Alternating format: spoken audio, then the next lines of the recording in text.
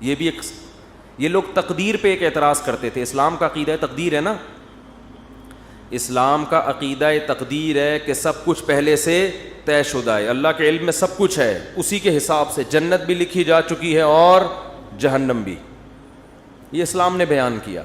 ہم اچھی بری تقدیر پر ایمان رکھتے ہیں, ہمارے ایمان کا حصہ ہے, ہمارے ایمان کا جزو ہے.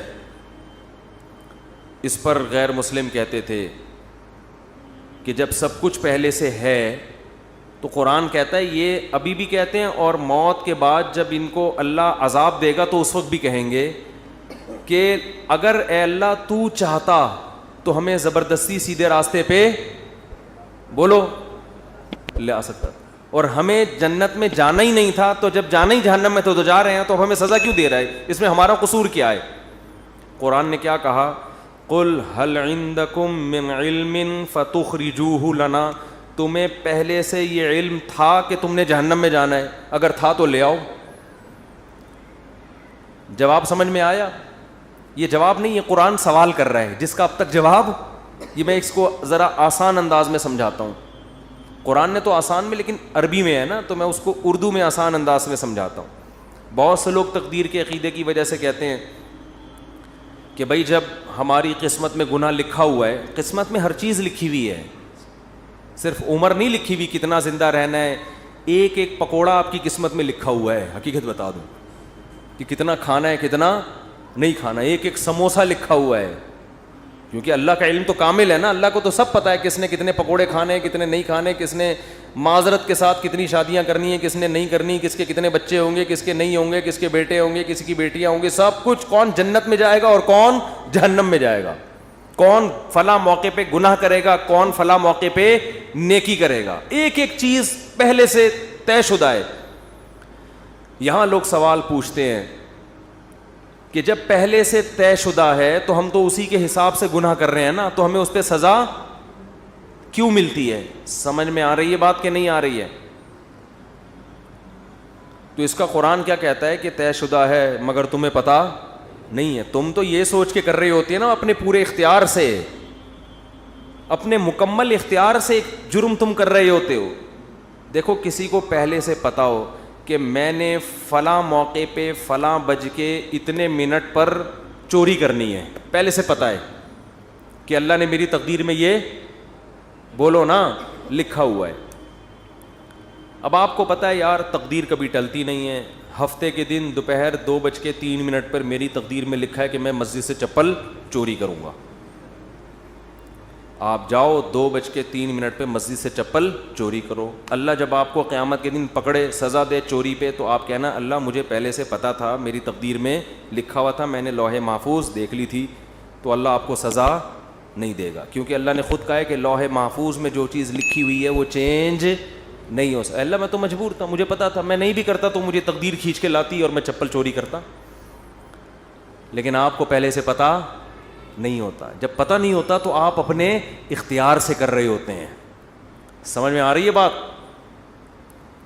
اپنے اختیار سے جا رہے ہوتے ہیں, اپنے اختیار سے چپل چوری کر رہے ہوتے ہیں, اپنے اختیار سے پکڑے جاتے ہیں. اس کی مثال اور آسان کر کے, ایک دن کیا ہوا, زید نے بکر کا قتل کر دیا. زید نے کیا کیا؟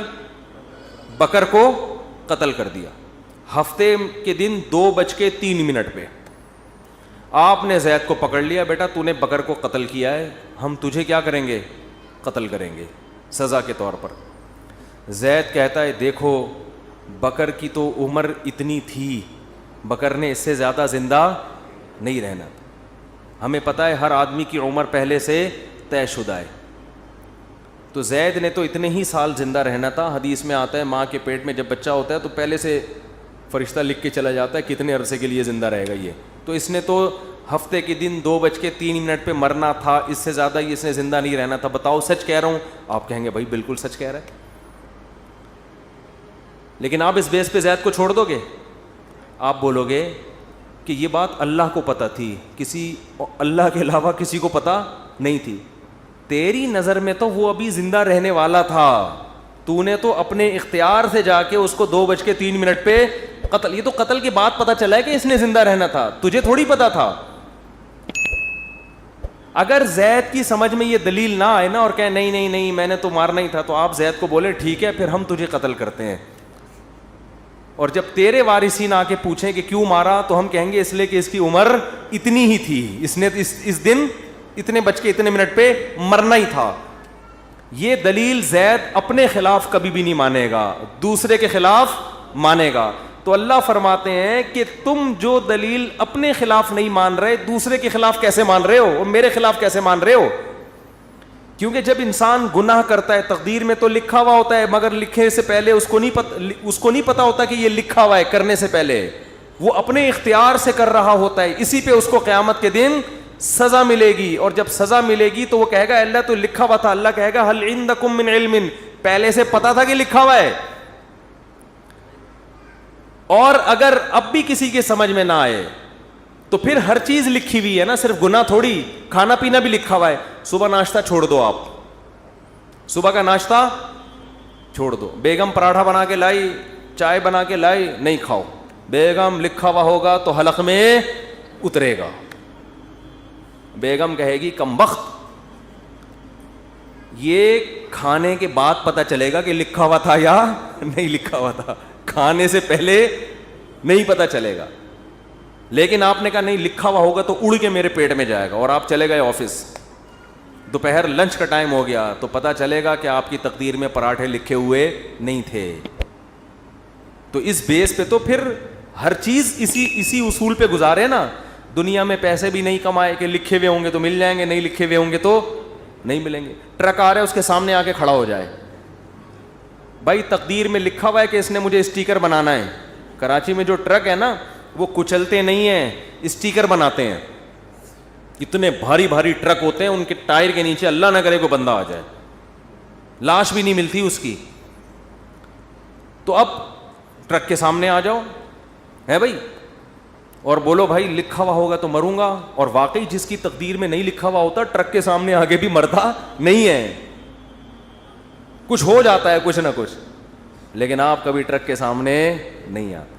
تو جو آدمی زنا کر رہا ہے, یار تقدیر میں لکھا ہوا ہوگا تو بچ جاؤں گا, نہیں لکھا ہوا ہوگا تو اس کو بولو تو ٹرک کے سامنے بھی آ جا, تقدیر میں لکھا ہوا ہوگا تو مرے گا, نہیں لکھا ہوا ہوگا تو نہیں مرے گا. ہمیں پہلے کچھ نہیں پتا, اسی پر امتحان ہے, آزمائش اسی پر ہے. اللہ کو تو پتا ہے سب کچھ, ہمیں نہیں بتا. اگر ہمیں بتا دیتا پھر آزمائش ختم, پھر ہم نہ زندگی کی فکر کرتے نہ کھانے کی فکر کرتے. میں بیٹھا رہتا بھائی بیگم مجھے آج پتہ, میں نے لوح محفوظ میں جھانک کے دیکھا ہے کہ میری تقدیر میں 4 شادیاں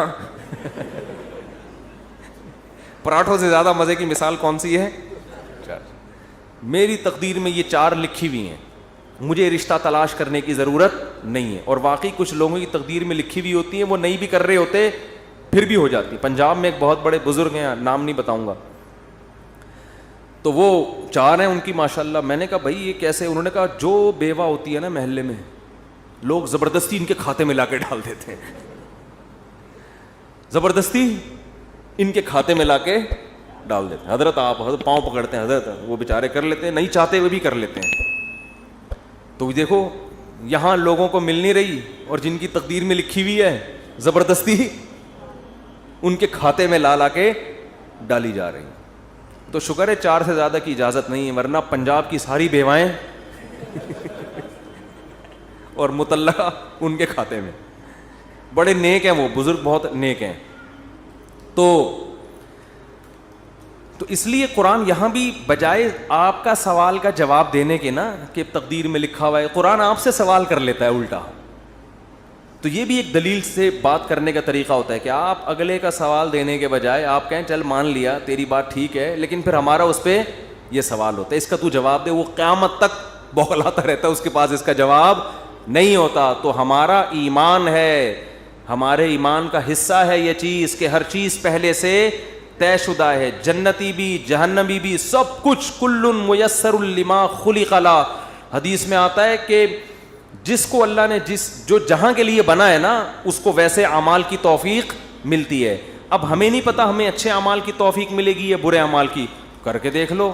اگر اچھے اعمال کرنا شروع کر دو گے اس کا مطلب جنت لکھی ہوئی ہے, برے کرنا شروع کر دو اس کا مطلب جہنم لکھی ہوئی ہے. تو یہ آپ اس لحاظ سے تقدیر آپ کے ہاتھ میں ہے کیونکہ ہمیں علم نہیں ہے. اور اللہ نے یہ قرآن میں جگہ جگہ کہہ دیا لا یظلم ربک احدا, تیرا رب کسی پہ ظلم نہیں کرے گا. ایک آدمی جنت میں جانا چاہتا ہے, میں زبردستی اٹھا کے تقدیر کی وجہ سے جہنم میں پھینک دوں, ایسا نہیں ہوگا. اور ایک آدمی جہنم میں چھلانگ مارنے کی کوشش کر رہا ہے اور میں اس کی تقدیر میں لکھ دوں کہ یہ جنتی ہے, نہ نہ نہ, ایسا نہیں ہوگا. تیرا رب کسی پہ ظلم نہیں کرے گا.